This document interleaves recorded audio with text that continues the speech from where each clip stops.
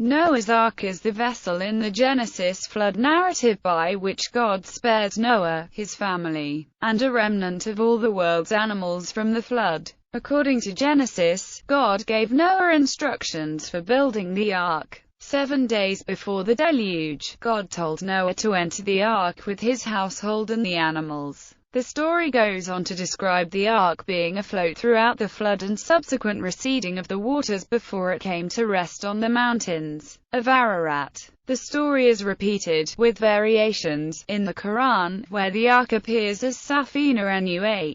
The Genesis flood narrative is similar to numerous other flood myths from a variety of cultures. The earliest known written flood myth is the Sumerian flood myth found in the Epic of Ziusudra. Searches for Noah's Ark have been made from at least the time of Eusebius to the present day. There is no scientific evidence for a global flood, and despite many expeditions, no evidence of the Ark has been found. The Ark. Genesis chapters 6-9. The Hebrew word for the Ark, Tebah, occurs twice in the Bible, in the flood narrative and in the book of Exodus, where it refers to the basket in which Jochebed places the infant Moses, is quite different. In both cases, Tebah has a connection with salvation from waters. Noah is warned of the coming flood and told to construct the ark. God spells out to Noah the dimensions of the vessel: 300 cubits by 50 cubits by 30 cubits. It had 3 internal divisions, a door in the side, and a sohar, which may be either a roof or a skylight.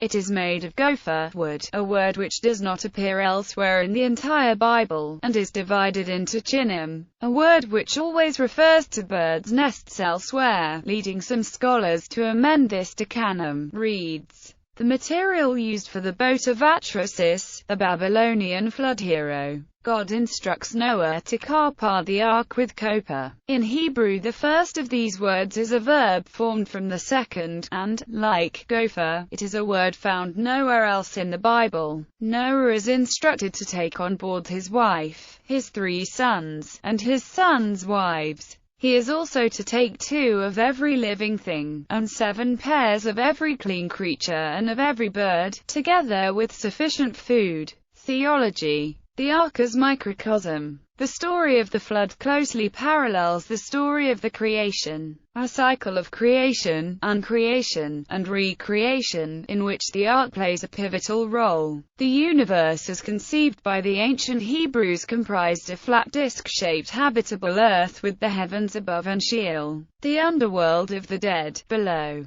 These 3 were surrounded by a watery ocean of chaos, protected by the firmament, a transparent but solid dome resting on the mountains which ringed the earth. Noah's 3-deck ark represents this 3-level Hebrew cosmos in miniature: the heavens, the earth, and the waters beneath. In Genesis chapter 1, God created the 3-level world as a space in the midst of the waters for humanity. In Genesis chapters 6-8, he fills that space with waters again, saving only Noah, his family, and the animals with him in the ark. Origins. The composition of the flood narrative. There is a consensus among scholars that the Pentateuch was the product of a long and complex process that was not completed until after the Babylonian exile. Comparative mythology. The Babylonian origins of Noah's Ark. For well over a century, scholars have recognized that the Bible's story of Noah's Ark is based on older Mesopotamian models.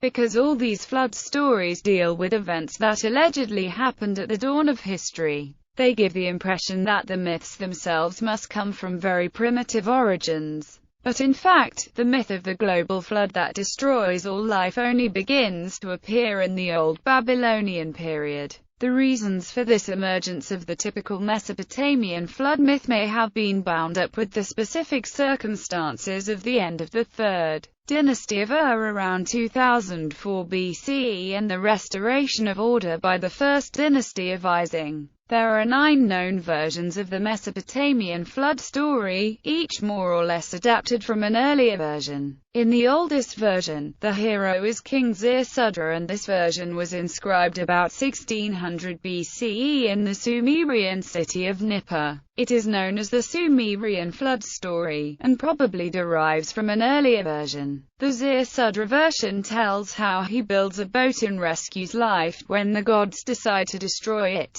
This remains the basic plot for several subsequent flood stories and heroes, including Noah. Ziusudra's Sumerian name means, he of long life. In Babylonian versions his name is Attribution, but the meaning is the same. In the Attribution version, the flood is a river flood. Probably the most famous version is contained in a longer work called the Epic of Gilgamesh, now known only from a 1st millennium Assyrian copy in which the flood hero is named Utnapishtim, he found life. The last version of the Mesopotamian flood story we know of was written in Greek in the 3rd century BCE by a Babylonian priest named Berosus. From the fragments that survive, it seems little changed from the versions of 2,000 years before. The version closest to the biblical story of Noah, and very probably the primary source for it, is that of Utnapishtim in the Epic of Gilgamesh. The most complete text of Utnapishtim's story is a clay tablet dating from the 7th century BCE, but fragments have been found from as far back as the 19th century. The parallels, both similarities and differences, between Noah's Ark and the boat of the Babylonian flood hero Attribution have often been noted. Noah's Ark is rectangular, while Attribution was instructed to build his in the form of a cube. Attribution's Ark has 7 decks with 9 compartments on each level, while Noah's has 3 decks, but he is not given any instructions on the number of compartments to build. The word used for pitch is not the normal Hebrew word but is closely related to the word used in the Babylonian story. The causes for God's having sent the flood also differ. In the Hebrew narrative, the flood comes as God's judgment on a wicked humanity. In the Babylonian Epic of Gilgamesh, the reasons are not given and the flood appears to be the result of the caprice of the gods, whereas in the Attribution version of the Babylonian flood story, the flood was sent by the gods to reduce human overpopulation. And after the flood, other measures were introduced to prevent the problem recurring. Religious views. Rabbinic Judaism, Talmudist tractates Sanhedrin, Avodah Zarah and Zevahim relate that, while Noah was building the ark, he attempted to warn his neighbors of the coming deluge, but was ignored or mocked. In order to protect Noah and his family, God placed lions and other ferocious animals to guard them from the wicked who tried to stop them from entering the ark. According to one midrash, it was God, or the angels, who gathered the animals to the ark, together with their food. As there had been no need to distinguish between clean and unclean animals before this time, the clean animals made themselves known by kneeling before Noah as they entered the ark. A differing opinion said that the ark itself distinguished clean animals from unclean, admitting 7 pairs each of the former and 1 pair each of the latter. According to Sanhedrin 108b, Noah was engaged both day and night in feeding and caring for the animals, and did not sleep for the entire year aboard the ark. The animals were the best of their species, and so behaved with utmost goodness. They abstained from procreation, so that the number of creatures that disembarked was exactly equal to the number that embarked. The raven created problems, refusing to leave the ark when Noah sent it forth and accusing the patriarch of wishing to destroy its race. But as the commentators pointed out, God wished to save the raven, for its descendants were destined to feed the prophet Elijah. According to one tradition, refuse was stored on the lowest of the ark's 3 decks, humans and clean beasts on the second, and the unclean animals and birds on the top. A differing interpretation described the refuse as being stored on the utmost deck, from where it was shoveled into the sea through a trapdoor. Precious stones, said to be as bright as the noon sun, provided light, and God ensured that food remained fresh. Some more unorthodox interpretations of the Ark narrative also surfaced. The 12th century Jewish commentator Abraham ibn Ezra interpreted the Ark as being a vessel that remained underwater for 40 days, after which it floated to the surface. Christianity interpretations of the Ark narrative played an important role in early Christian doctrine. The first epistle of Peter compared Noah's salvation through water to salvation through water in baptism. 1 Pt 3:20-21. St. Hippolytus of Rome sought to demonstrate that the ark was a symbol of the Christ who was expected, stating that the vessel had its door on the east side, the direction from which Christ would appear at the second coming, and that the bones of Adam were brought aboard, together with gold, frankincense, and myrrh. Hippolytus furthermore stated that the ark floated to and fro in the four directions on the waters, making the sign of the cross, before eventually landing on Mount Cardu, in the east, in the land of the sons of Raban, and the Orientals call it Mount Godash, the Armenians call it Ararat. On a more practical plane, Hippolytus explained that the lowest of the three decks was for wild beasts, the middle for birds and domestic animals, and the top level for humans. He says that male animals were separated from the females by sharp stakes so that there would be no breeding on board. The early church father and theologian Origen, in response to a critic who doubted that the ark could contain all the animals in the world, argued that Moses, the traditional author of the book of Genesis, had been brought up in Egypt and would therefore have used the larger Egyptian cubit. He also fixed the shape of the ark as a truncated pyramid, square at its base, and tapering to a square peak 1 cubit on a side. It was not until the 12th century that it came to be thought of as a rectangular box with the sloping roof. St. Augustine of Hippo, in his work City of God, demonstrated that the dimensions of the ark corresponded to the dimensions of the human body, which according to Christian doctrine is the body of Christ and in turn the body of the Church. St. Jerome identified the raven, which was sent forth and did not return, as the foul bird of wickedness, expelled by baptism. More enduringly, the dove and olive branch came to symbolize the Holy Spirit and the hope of salvation and eventually, peace. The olive branch remains a secular and religious symbol of peace today. Ush's chronology, one of the most prominent attempts to date events according to the Bible, calculated that Noah would have lived from 2948 until 1998 BCE, with the deluge occurring in 2349 BCE. Calculations based on figures in the Hebrew Bible place the flood in 1656 AM, those based on the Greek LXX Bible in 2262 AM, and those based on the Samaritan Pentateuch in 1308 AM. The Book of Jubilees, by a different calculation, also yields the date 1308 AM for the flood. Islam, in contrast to the Jewish tradition, which uses a term that can be translated as a box or chest to describe the ark. Surah 29-15 of the Quran refers to it as a safina, an ordinary ship, and Surah 54-13 describes the ark as a thing of boards and nails. Abdallah ibn Abbas, a contemporary of Muhammad, wrote that Noah was in doubt as to what shape to make the ark, and that Allah revealed to him that it was to be shaped like a bird's belly and fashioned of teak wood. Abdullah ibn al-Badawi, writing in the 13th century, explains that in the first of its 3 levels wild and domesticated animals were lodged, in the second the human beings, and in the third the birds. On every plank was the name of a prophet. 3 missing planks, symbolizing 3 prophets, were brought from Egypt by Og, son of Anak, the only one of the giants permitted to survive the flood. The body of Adam was carried in the middle to divide the men from the women. Surah 11:41 says, "And he said, ride ye in it, in the name of Allah it moves and stays." This was taken to mean that Noah said, in the name of Allah, when he wished the ark to move, and the same when he wished it to stand still. Noah spent 5 or 6 months aboard the ark, at the end of which he sent out a raven.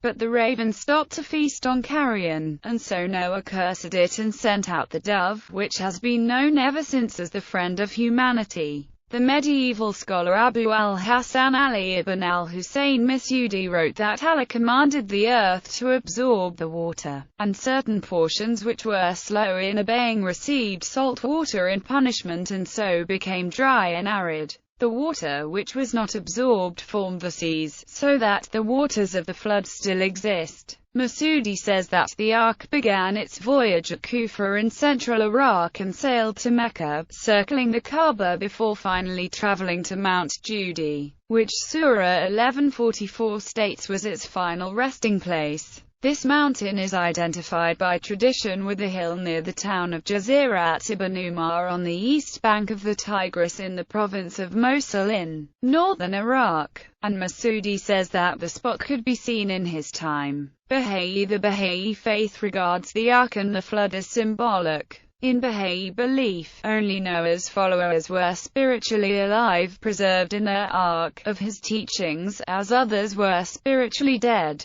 The Baha'i scripture Kitab-i-Iqan endorses the Islamic belief that Noah had numerous companions on the Ark, either 40 or 72, as well as his family, and that he taught for 950 years before the flood. The Baha'i faith was founded in 19th century Persia, and it recognizes divine messengers from both the Abrahamic and the Indian traditions. Historicity. Various editions of the Encyclopaedia Britannica reflect the collapse of belief in the historicity of the Ark in the face of advancing scientific knowledge. Its 1771 edition offered the following as scientific evidence for the Ark's size and capacity. Buteo and Kicker have proved geometrically that, taking the common cubit as 1.5 feet, the Ark was abundantly sufficient for all the animals supposed to be lodged in it. The number of species of animals will be found much less than is generally imagined, not amounting to 100 species of quadrupeds.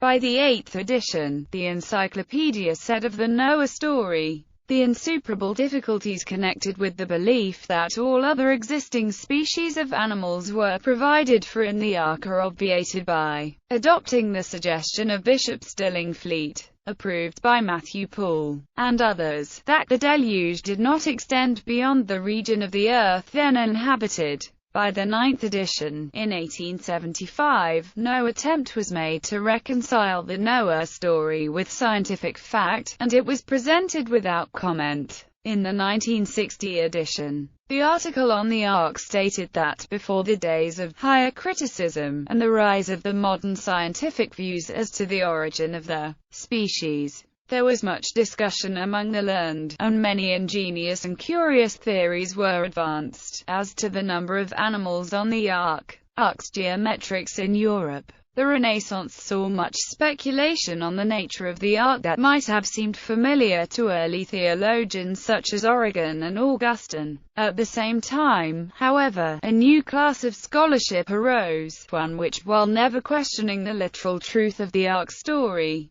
began to speculate on the practical workings of Noah's Ark from within a purely naturalistic framework. In the 15th century, Alfonso Tostada gave a detailed account of the logistics of the Ark, down to arrangements for the disposal of dung and the circulation of fresh air. The 16th century geometrician Johannes Buteo calculated the Ark's internal dimensions, allowing room for Noah's grinding mills and smokeless ovens, a model widely adopted by other commentators. Searches for Noah's Ark have been made from at least the time of Eusebius to the present day. Various locations for the Ark have been suggested but have never been confirmed. The practice is widely regarded as pseudo-archaeology. Search sites have included European site, a site on Mount Tendurik in eastern Turkey, and Mount Ararat. But geological investigation of possible remains of the Ark has only shown natural sedimentary formations. Flood geology. Flood geology is the religiously inspired interpretation of the geological history of the Earth in terms of the global flood described